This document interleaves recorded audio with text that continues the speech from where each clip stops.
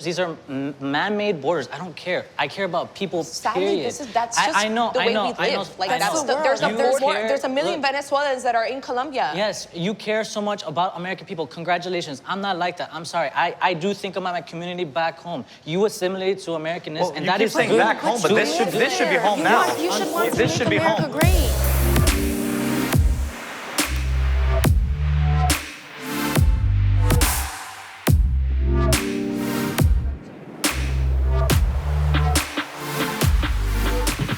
I'm Paola Ramos, and I host a show for Vice that's called Latinx. The whole idea behind the show is to really look into the stories and the voices and the issues that are typically left out of the conversation, right? Like what are people not talking about? One of the big things in the show is to break stereotypes, right? To really drive the point that our community is not a monolith. No, this is what we're looking into, and that's why you're here. Because we want to see and show the right side of Latinos, the left side of Latinos, and everyone that's in between. And maybe we can find common ground, maybe not. And before I start, I also do want to remind you all that 2020 is around the corner, and as you all know probably, our community has just become the largest minority voting bloc in the country. So all your answers today are literally worth like millions of dollars for politicians that may be looking into this, right? So just keep that in mind. So let's begin. Very simple question. Raise your hand if you voted for Donald Trump. Okay, why did you vote for Donald Trump? It was really hard to get behind him at first, especially with his rhetoric and the media and how he was portrayed through the media. I was definitely influenced heavily by that, but I also really did not like Hillary Clinton as far as policy-wise. So it was really hard to vote for Donald Trump, but now that we've had a few years of him and seeing his policies, I'm happy that I voted for him. Well, I voted for him because I've been a lifelong Republican. A lot of my views aligned with what he ran on. I definitely did not like Hillary Clinton, and I stood against everything she stood for, which is the political machine in Washington. I wanted someone new, someone from the outside. And, you know, Trump is, he's not a spoken politician. The way he talks about things, the way he doesn't parse his words. And I kind of like that. For those of you that did not vote for Trump, do you have any questions for them? For the ones that did vote for Trump? Where do you begin? I would love to answer that. As a woman, how, Sway? Well, I'm thinking that you're referencing to the one phrase that everyone loves to reference to about grabbing, right? That phrase, just any way he treats his women, the way he treats his daughter, his rhetoric on have to be Twitter, like specific. You anything. can't- He's a creepazoid. But continue, go ahead, I'm listening. Joe Biden's definitely not a creep. Yeah, like there's plenty of Or Bill. creepazoids out there. Like, but as far as I'm just gonna use what most people use when they talk about that and him referencing grabbing women by the, you know, he was talking about women who let you grab you by that, and there's Yes. plenty of groupies Yes, he out there was. that will do that, and they have been in existence for a long time, and they're gonna be existing for forever. So that's what he's referencing to. And me, being a woman, I don't carry myself that way, so I didn't feel any type of way about that phrase because I'm not letting people do that to me, so he's not talking about me. So I just, you know, like, women who put themselves in that position and are doing that, like, they asked for it. You know, that's what they're out there doing. So you're saying, you're pretty much saying the same thing as a woman walking down the street with a miniskirt deserves to get raped. No. That's the same thing, honey. No, that's not a groupie. That's not a groupie. A groupie is someone who purposely hangs out with people who are rich and with money and looking for handouts. You know, they're asking for them, putting themselves in that position. That's the people I'm talking about. It's not people, like what you wear Those people and can things still be like that. raped. That's not how, what? Those people could still be raped. Like, Okay. Like, it could still be a But yeah, I didn't say that. I didn't say that. That's not what I'm talking about. That's really taking a stretch. From what I heard, that recording, he was like, you know, sometimes I see a woman and I just can't resist but my lips, and I just grab them by the pussy. It didn't go like that, and I didn't vote for Trump. I voted for Hillary. But at that moment, when that offended me, I didn't know the context of it, which is what she's trying to explain. Obviously, the media and radio likes to cut things in bits and pieces so that you only hear the bad stuff, and they obviously frame it so that you do think, oh, he's talking about raping women. He's talking about grabbing them by the, you know, private parts, and that's just how he is. He's a terrible person. His daughter being a creep, whatever it is. He was talking about groupies. I mean, I have hung out with my very wealthy friends and around groupies. These women don't care. They're the ones also grabbing males' private parts. They're the ones that will twerk for $1. Okay, I have recording on my phone. I was at the Standard last Saturday, and a big yacht drove by full of women in thongs, and all of them were twerking, all of them were doing grotesque, awful things, and the guys were just there pouring champagne on them. And those are groupies. Those are women that Is that want okay? to be seen No, that way. it is not. So This is the most ridiculous thing. For me, as a woman, nobody has a right to touch your body. I don't care if you put your tetas in their face. If you say no, nobody should touch you. I don't care what That- you're wearing and we or what are in you're agreement doing. on that. I don't No, care like if we're you're talking talking about- You could be so-called respectable. Nobody still ever has a right to violate you in any kind of way. And it doesn't matter what socioeconomic status you come from. It doesn't matter what you look like. I don't care if you rubbing on him. From the moment that you say no, Yeah, but Oh, I I think you're completely referring agree. to rape. I completely agree. Nobody's arguing with that. What are other questions that you all have for one of the Latino Trump supporters that are here? Another question. My question has to do with the fact that people always claim that Trump is outside the political realm of being bought. How do you see him as outside the political realm? Is He my came question. from the private sector. He didn't come from a lifetime of quote-unquote public service where these people make millions of... Don't get yourself confused. Bernie Sanders is a multimillionaire with 3 homes.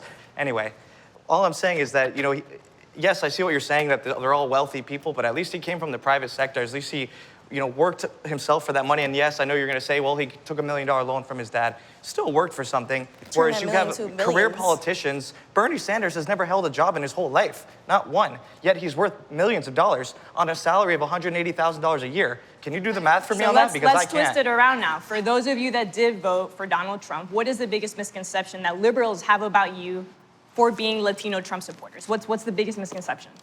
I think one of the biggest misconceptions is that the media paints people with a broad brush. And, when it comes to racism and stuff, they say, well, you're for this or you like this. Well, you're a racist then.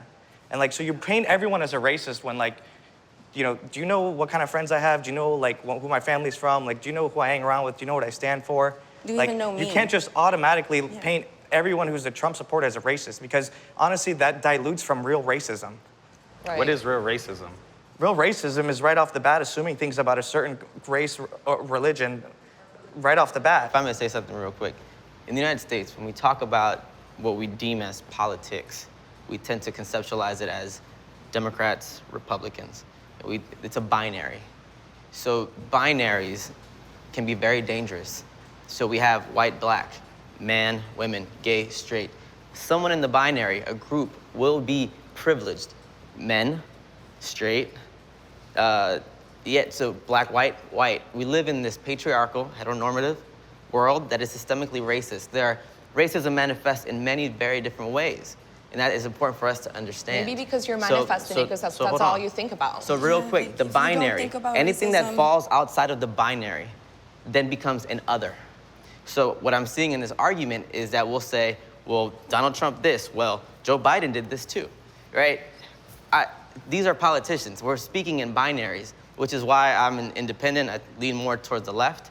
To reduce politics, the governing of people, to this binary is extremely dangerous. Do you think that by voting for Donald Trump, they're voting against the Latino community? The Latino community isn't homogenous. That's why we're Right. here, right? The Latinx community. There are class dispositions, right? There are gender dispositions, there are sexuality, there are differently abled folks. There are all these kind of levels and sociological concepts constantly playing at the same time. So to consider us the Latin community, I think there is no such thing as a community. There are communities of Latin people. So perhaps you are voting in the interest of what you believe to be part of your Latin existence. But as I see it, coming from poor brown communities, absolutely, I think it'd be voting against yourself She in a said type of way. something that I felt was very dangerous. She said racism is happening. I don't want to misconstrue your words, but you said something along the lines like racism is happening because we're manifesting it. I'm a woman of color. Racism happens to me every day. I have to be pendiente. I have to be aware of it. Like, in because what I way? walk. Like, what- Okay, can let you me tell finish, us about but the can you let me racism? finish? Thank you. It lives in my life every single day. As I walk, as I get dressed, as I go to a store, as I go to a supermarket, every little thing that I do, race plays a part of it in my life as a woman of color. So would you... So you can't, again, thank you. Appreciate ya. So you cannot say that I'm manifesting it if I live in that life and if I live in that world every single day. You don't have to live the life that I do. So you cannot say I'm manifesting it if it's something that's in my everyday natural world. Would you guys agree with 'cause I the look blanket white. statement that Trump supporters are racist? Do you guys agree with that? To an extent, yeah. So yes, the answer is so- yes. So let's go back, to Trump. Who here thinks that Donald Trump has done something positive for the Latinx community, the Latino community? His prison reform affects minorities in a positive light, not just African American community, but also Latinx communities as well. His reform for the prisons has Anyone positively else? affected I look minorities. at it from an American perspective. I'm not here as I moved here from Colombia to be in America. I'm not trying to continue to focus on Latin American problems because I live here. So when I look at what the president is, whether it's him or Obama or whoever comes next, I'm looking at it as what is he doing for Americans overall? Is he cutting taxes for us, the middle class? Because there's a lot of Latinos that could fall there, obviously in poverty as well. But what is he doing? How is he loosening up the free market economy so that we can create jobs? His economic policies, for Right, sure. his economic policies for sure. So there's more Latinos, unemployment is down for both minorities, for blacks and The Latinos. unemployment level of the Hispanic community is at the lowest rate it's ever been in the history of the That United started States. before he Yeah, was. like a policy that affects everybody, not just designed for one group of people. Right. Like there's Native Americans that need help, they're I don't their care lands for are you being to trampled on, design something like something that. for me because I'm Latin. I care that you do what you do for Americans because we're all Americans. Yeah, like don't do it because of, the way I look or because of my Right. cultural background, but do it because I'm here already, I'm working, I'm paying my taxes, do something that with a vision for the future that I can, that really benefits me, not just because you feel bad for me, Right. Does someone want to respond to that? Is it important to do something because of the way that the color of your skin is? So like I teach this stuff, right? So I'm finishing my PhD, I teach about this. I'm teaching a master's course on it right now. Race or ethnicity or gender, these conceptualizations that we have were brought into existence for particular political purposes. There is no biological essentialism to this. These are political and social constructs. So we've created laws that have historically murdered people for phenotypes, for genders, for their sexuality. So we've done this historically through policy. I don't see why we cannot also, through policy, create different types of reparations for people. There are different Civil rights laws. there are We have civil rights laws for there are decades different now. ways. So there are different ways that these things manifest, and we can talk about the nuances of this as well. But yes, I do believe that people who have been historically disenfranchised through the United States, through their policies, yes. When I say something like these words, that Donald Trump said, Mexican immigrants, they're criminals, they're rapists, they're bringing drugs. In countries like El Salvador, Haiti, and African countries, they're shithole countries. Who here, raise your hand if you think that is a racist remark. For those of you that did not raise your hand, why do you believe that's not a racist remark? Because it was misconstructed by the was media. So when I first heard it, I thought the same.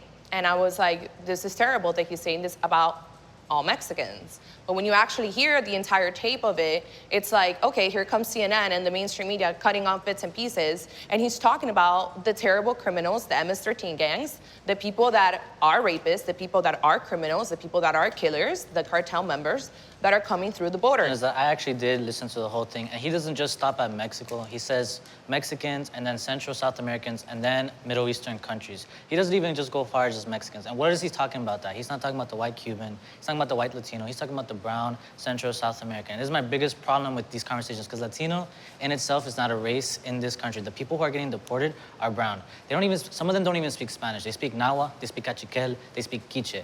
And the border is saying we need people that speak these indigenous languages because we don't have translators from these communities. But then it gets paintbrushed by like the Latino label, and Latino means like, Hispanic and Spanish and whatever. And this is my biggest frustration. So when we're talking about Donald Trump saying, hey, these people are bringing drugs, he said some are good. Some are good. Yeah, it's true. Some are Some not. are really Some good. are not. I hate when I saw that, it's a little frustrating because All of these indigenous people that you're talking about are gonna end up being on our welfare hold on. system. So No, wait, that's wait, that's racist. not true at all. Literally So like, racist. A lot of them my are problem, on it right now. my here problem with- illegally. Who is indigenous here? my Would you problem- like to respond to that?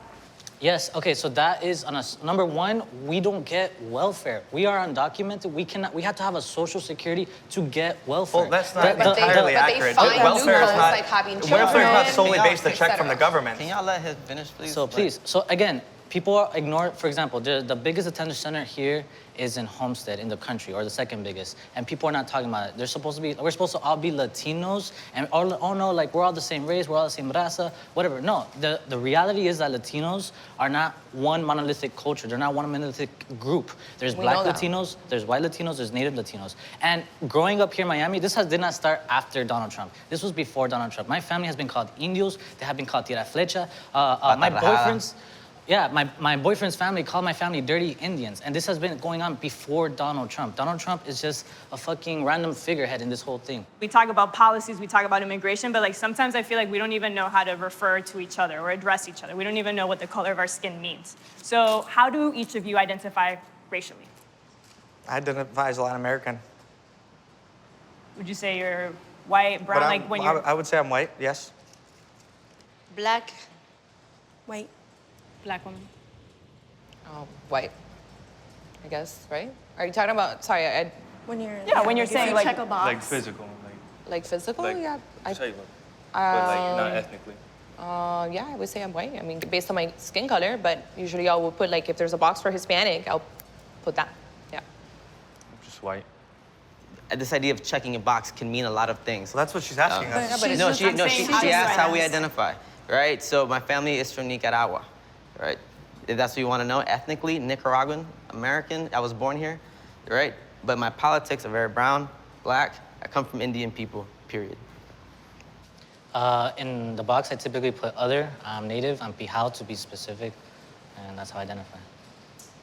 So I'm Nicaraguan, and for Nicaraguan, especially from la Costa Atlantica, the Atlantic coast, the Caribbean coast, which is indigenous, black, and Creole culture, I'm very light-skinned, and my family, I'm very light-skinned. So has anyone here experienced racism within the Latinx community? Oh yeah. Like systemically or like on an Oh, well, yeah, what do you individual mean by level? that? Like what do you mean? colorism level, class level. You that's do, legit. whatever is in your face all day long, how have you experienced it? So for me, within the Latinx community, I believe that colorism is a huge issue. Just as a Dominican woman, or even just dealing with people, Latinx people in general, there's like an erasure in any country of people of color. So like in our media, in our music, in every aspect of our life, a lot of the things, it's like we're erased. Like if you look at our media in Latin America, you would think that we're just the help, we're the criminals. I'm treated differently within Latinx community. I'm either too black, or if I don't know my Spanish well enough, then now I'm not Latin enough.